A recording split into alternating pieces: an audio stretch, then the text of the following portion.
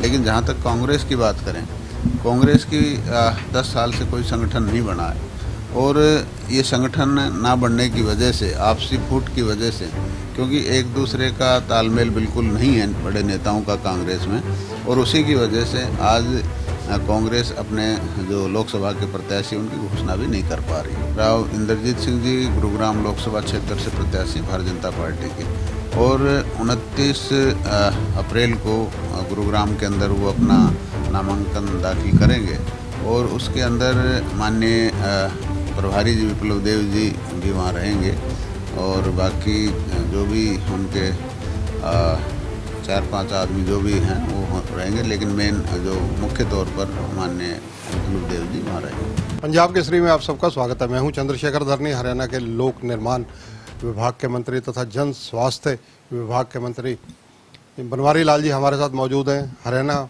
में लोकसभा चुनावों को लेकर आजकल सभी की भागदौड़ लगी हुई है। चंडीगढ़ में मौजूद होने के कारण इनका लाभ हम उठाएंगे और इनसे कई जानकारियां अपने दर्शकों तक पहुंचाएंगे।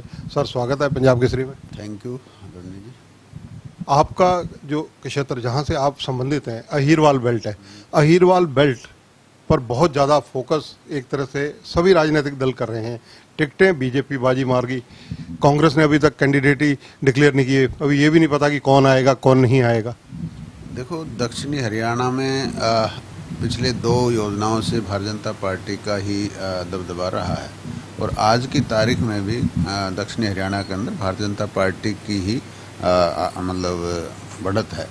और जहाँ तक टिकटों की बात है तो भारतीय जनता पार्टी ने जो पहले टिकट घोषणा करके एक कदम आगे बढ़ा दिया और जो प्रचार प्रसार है उसके अंदर पूरी पार्टी जुटी हुई है। और ये जो भारतीय जनता पार्टी का जो संगठन बहुत मजबूत है और हमारी जो पार्टी है 365 दिन फील्ड में रहती है, लोगों के बीच में रहती है और एक माइक्रो मैनेजमेंट के तहत पन्ना प्रमुख तक हमारी पार्टी पहुंची हुई है, तो हमारे यहाँ कोई समस्या आने वाली नहीं है। लेकिन जहाँ तक कांग्रेस की बात करें, कांग्रेस की 10 साल से कोई संगठन नहीं बना है और ये संगठन ना बनने की वजह से, आपसी फूट की वजह से, क्योंकि एक दूसरे का तालमेल बिल्कुल नहीं है बड़े नेताओं का कांग्रेस में, और उसी की वजह से आज कांग्रेस अपने जो लोकसभा के प्रत्याशी उनकी घोषणा भी नहीं कर पा रही। आप अगर देखें अहीरवाल बेल्ट, जैसा आपने 10 साल का बताया, इसके अलावा अगर जो कांग्रेस की मैं विशेष रूप से बात करूंगा, जो अहीरवाल रेजिमेंट का मुद्दा वो उठा रही है, चाहे उनके नेतृत्व की कमी है, लेकिन अहीरवाल रेजिमेंट कितनी जरूरी है अहीरवाल बेल्ट के लिए? देखो, ठीक है, लोगों की भावना है, क्योंकि दक्षिणी हरियाणा फौजियों की खान कहा जाता है, सैनिकों की खान कहा जाता है और वहाँ सैनिक हर बच्चा सेना में जा कर के अपनी शान समझता है। और बहुत से जो पहले युद्ध हुए उनके अंदर भी हमारे जो दक्षिणी हरियाणा के सैनिकों ने शहादत दी और काफ़ी अच्छा परफॉर्मेंस सेना के अंदर हमारे जवानों का रहा है।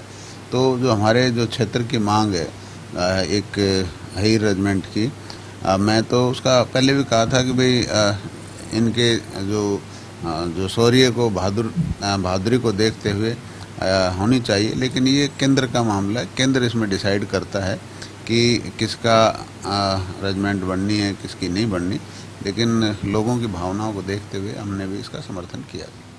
डॉक्टर साहब, अगर चर्चा की जाए अगले दिनों में, मतलब 5-7 दिन में नॉमिनेशन के दौरान, एक तो नॉमिनेशन राव इंद्रजीत जी बड़ा चेहरा है, वो किस दिन कर सकते हैं? अगर आपको कोई जानकारी हो तो हमारे दर्शकों को दीजिए। दूसरा ये, कौन कौन से बड़े चेहरे, चाहे हरियाणा के बीजेपी के प्रभारी हों या एक्स चीफ मिनिस्टर हों, सेंटर के कोई बड़े नेता हों, वहाँ पर आने जा रहे हैं? देखो, राव इंद्रजीत सिंह जी गुरुग्राम लोकसभा क्षेत्र से प्रत्याशी भारतीय जनता पार्टी के, और 29 अप्रैल को गुरुग्राम के अंदर वो अपना नामांकन दाखिल करेंगे और उसके अंदर माननीय प्रभारी जी विप्लव देव जी भी वहाँ रहेंगे और बाकी जो भी उनके 4-5 आदमी जो भी हैं वो रहेंगे, लेकिन मेन जो मुख्य तौर पर माननीय विप्लव देव जी वहाँ रहेंगे। डॉक्टर साहब, आपके पास क्योंकि जन स्वास्थ्य विभाग भी है, जन स्वास्थ्य विभाग में क्योंकि गर्मियां शुरू हो चुकी हैं, हेपेटाइटिस A, B, C कई जगह हरियाणा में लोग प्रभावित होते हैं। इन सब चीज़ों से जूझने के लिए, इन चीज़ों को सुधारने के लिए क्या नीतिगत फैसला आपने लिया है?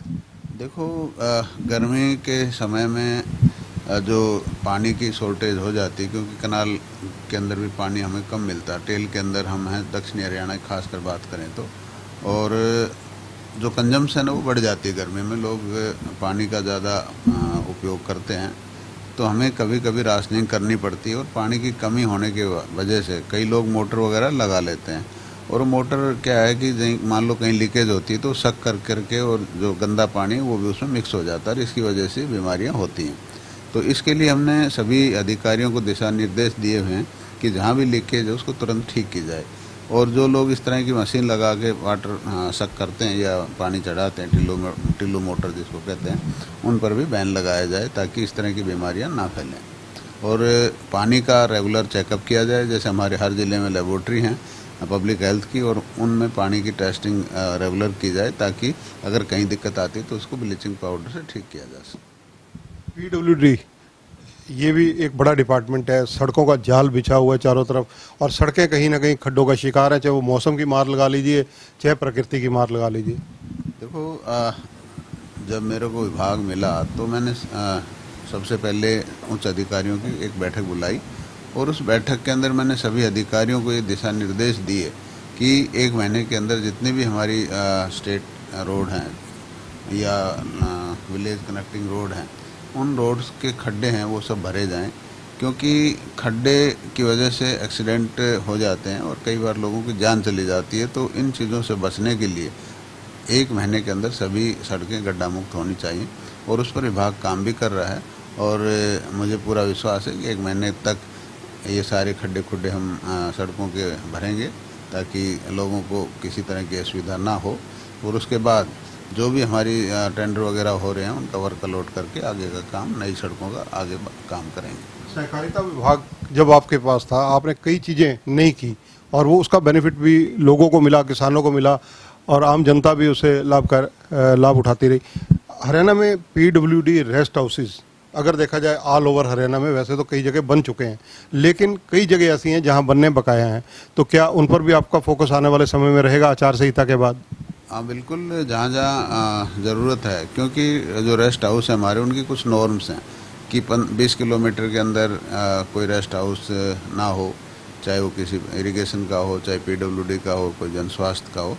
तो उन नॉर्म्स के अंदर अगर कहीं डिमांड आती है तो हम उस पर भी कार्रवाई करेंगे और उनको भी बनाने का पूरा प्रयास करेंगे। राजनीतिक रूप से देखा जाए JJP BJP का गठबंधन 4.5 साल चला है, लेकिन हाल ही में हरियाणा के जो वर्तमान मुख्यमंत्री हैं नायब सिंह सैनी, उन्होंने कहा है कि अगर कोई भी शिकायत उन्हें मिलती है JJP के खिलाफ, दुष्यंत चौटाला के खिलाफ, तो उस पर जाँच करवाई जाएगी, कार्रवाई की जाएगी। कैसे देखते हैं इन शब्दों को?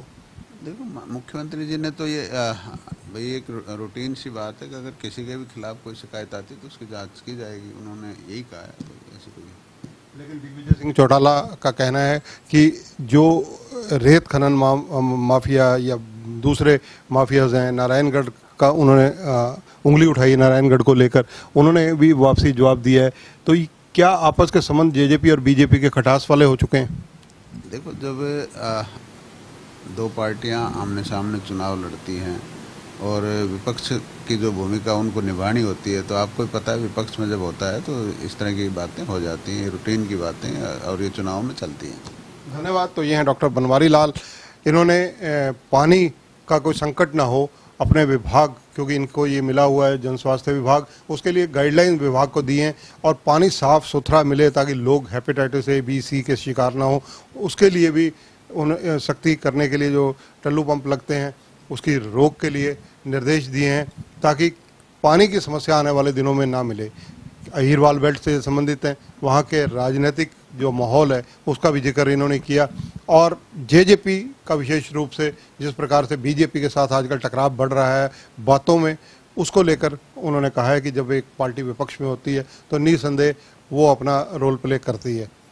कैमरामैन संजय सिंह के साथ चंद्रशेखर धरनी, पंजाब केसरी TV, चंडीगढ़।